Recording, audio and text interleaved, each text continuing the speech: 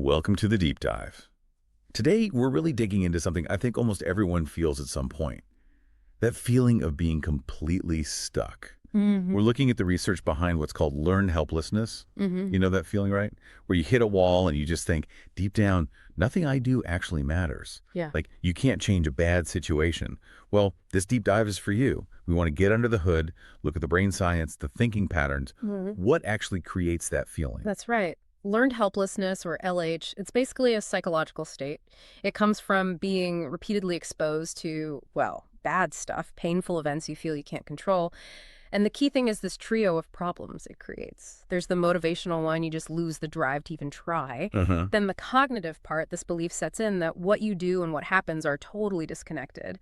And finally, the emotional fallout, hopelessness, anxiety, often depression. Okay, so our goal here is pretty clear. We want to understand why you stop trying, how that messes with your view of yourself, and this is crucial what the science says about how to actually reverse it, moving towards what you might call learned controllability. Exactly. And to get the modern picture, we really have to touch on the original research first. Seligman and Mayer, back in the 60s, their work basically established the whole idea. Subjects exposed to stress they couldn't escape. Well, they learned from it. They started to believe outcomes were just random, unrelated to what they did.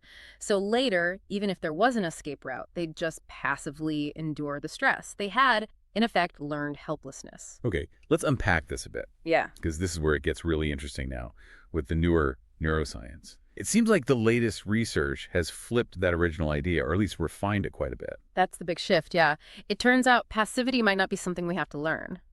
The current thinking is that passivity is more like the default response. It's unlearned. It's what your brain does automatically when faced with prolonged, awful situations you can't control. Wait, hang on. So the brain's default, when it's just overloaded, isn't fight or flight. Yeah. It's just shut down, endure. Pretty much, yes. From a biological standpoint, when stress is overwhelming and you feel powerless, a specific part of the brain kicks in the serotonergic dorsal Reich nucleus, the DRN. You can think of the DRN as like the brain's surrender switch. When it's highly active, it promotes that passive defeatist feeling and actively inhibits the actions you'd need to take to escape or try. Wow. That puts a different spin on resilience, doesn't it? Yeah. If passivity is the default, I mean, how much effort does it take just to override that, to keep believing you have control? A huge amount of effort. And that's why controllability, the feeling that you can influence things, has to be actively learned. It needs practice. When you successfully exert control, when you see your actions make a difference, it actually activates the prefrontal cortex, the PFC, your thinking brain. And the PFC then puts the brakes on that stress center, the DRN. It's like the rational brain learning to manage the primitive shutdown response. Do that enough, and it doesn't just stop helplessness in the moment, it builds long-term resilience. That really explains why this feeling is so common. It's not just about big traumas. The research calls it transdiagnostic, right? Meaning it pops up in depression, anxiety, PTSD, but also in just really difficult life situations. Yes, exactly. And context really matters. Consider something like chronic illness. Studies, qualitative ones, show over half of patients on long-term hemodialysis experience serious distress linked to learned helplessness. It's not just the physical discomfort, though that's huge, it's the whole package. The inescapable physical reality, plus the psychological side feeling stigmatized, losing your role at work or home. So those external limits become internal proof. Like, see, I really am helpless. And it's never going to change. It shows how fast that external situation gets turned inward. Precisely. The feeling starts to bleed into other areas of life. Okay, let's shift gears slightly. We've talked about the brain shutting down that DRN activation. Now, how does that experience of uncontrollability get cemented into, those negative beliefs, the cognitive side of it? Right. This brings us straight to the attributional reformulation of learned helplessness. This is a really key idea. It basically says that helplessness isn't just about the bad stuff happening to you. It's heavily influenced by your explanatory style. Explanatory style, like your go-to way of explaining why bad things happen. Exactly. It's the mental habit, the lens you use. And it's this lens that can turn a simple setback into evidence of some deep personal flaw. And this is where we get the famous pessimistic explanatory style. The research often calls it depressogenic, meaning it tends to lead towards depression. Let's break down those three parts for people listening. Could you give us some examples? Sure. So imagine someone with this style has a setback. Maybe they didn't get a promotion they went for. They tend to explain this negative event using reasons that are internal, stable, and global. So first, internal or personalization. Instead of thinking maybe they needed different skills or it was competitive, they think, I didn't get it because I'm not good enough. There's something wrong with me. Ouch. Oh, Right at the self-esteem. that's the first hit. Then comes stable or permanence. They believe the reason for the failure is fixed. It's not going to change. So I wasn't good enough for this promotion and I'll never be good enough for any promotion. It creates this chronic sense of why bother trying again? Because the outcome feels inevitable. Yes. And then the third part, the real kicker, global or pervasiveness. Right. They don't just keep the failure contained to the job, they let it spread. I failed at getting the promotion, internal, stable, and this proves I'm probably also a bad partner. I'm messing up my parenting, and I'll definitely fail at that marathon I'm training for, too. Wow. The cause feels like it affects everything, every part of their life. That's that catastrophic thinking, isn't it? Linking one specific failure to this idea of being a failure overall. But here's a question the research must address. What if, sometimes, the negative event is partly due to something internal and maybe stable, like maybe someone genuinely lacks a specific skill needed for that particular job right now? How does the research tell that apart from this paralyzing, pessimistic style? That's a great question, and it highlights the difference between realistic self-assessment or self-efficacy and learned helplessness. Realism might acknowledge a specific deficit for a specific situation. I don't have the coding skills for that role yet. It's specific. But pessimism makes the leap to global, I'm just generally incompetent. Realism allows you to stay motivated for other things, maybe learning those skills or trying for a different role. Pessimism, though, fuels those defeatist beliefs, I can't do anything right, and crushes self-efficacy across the board. And this is where the motivation link becomes so damaging.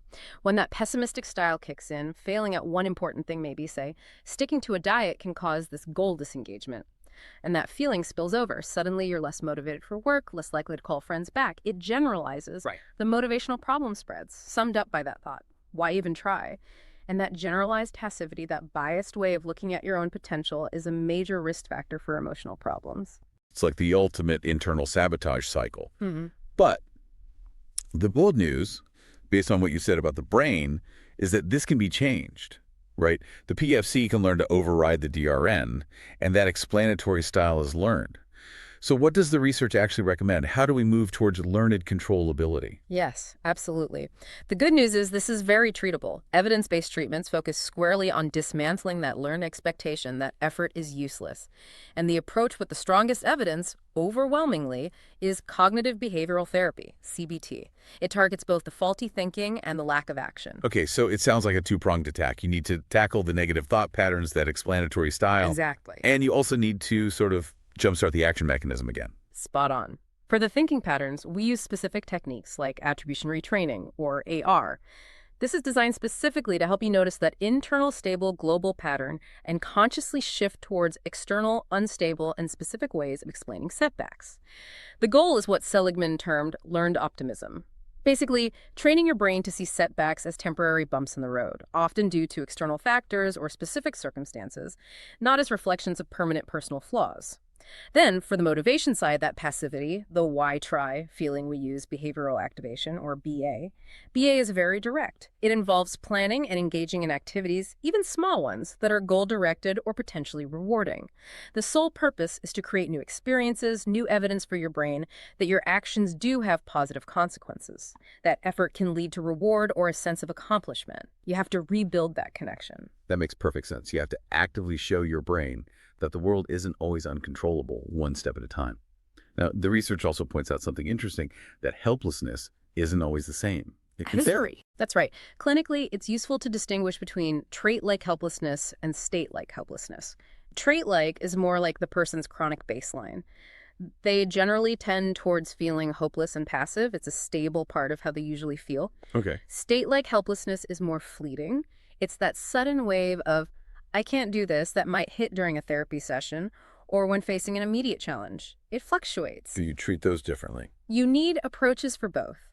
Treating the chronic trait often requires deeper, longer-term work, maybe schema therapy, to really restructure those core beliefs for lasting change. But dealing with the state, that feeling hitting you right now, needs more immediate tools, things like emotion regulation skills, mindfulness techniques to help manage that acute overwhelm and get back to a sense of capability in the moment. And we shouldn't forget protective factors. Research is showing that self-compassion acts like a buffer. Being kinder to yourself when you struggle seems to lessen the negative impact of learned helplessness. So it's not just about changing thoughts and behaviors, but also about relating to yourself differently. It's quite a journey, isn't it? From that default passive state you described, that DRN activation, all the way to actively teaching your thinking brain, the PFC, that your actions count, doing it consistently, repeatedly. It really is, and it provides such a clear, science-backed path forward. If you recognize these patterns in yourself feeling stuck, low motivation, those defeatist thoughts spilling over, just understanding the mechanics we've talked about, that's a huge first step toward regaining control, towards that learned controllability. And having that targeted scientific approach is so important for actually making progress. Which brings us to Edward Jenny and Associates. They really utilize these kinds of insights we've discussed. They integrate evidence-based therapy, like CBT, with sophisticated assessments to help get to the root of these motivational and cognitive issues much faster. They often work with people who feel like they've been stuck in therapy for years, maybe not getting the results they want. They focus on providing that deeper, personalized insight so you can really understand your specific explanatory style, what triggers your feelings of helplessness. Their team really emphasizes building that strong therapeutic relationship, which all the research shows is vital for success, and working with you to create a plan to shift away from that pessimistic style towards learned optimism. So if you feel ready to start challenging those defeatist beliefs, get your prefrontal cortex back in the driver's seat and begin that process of learning controllability, you should reach out to Edward Jenny and Associates.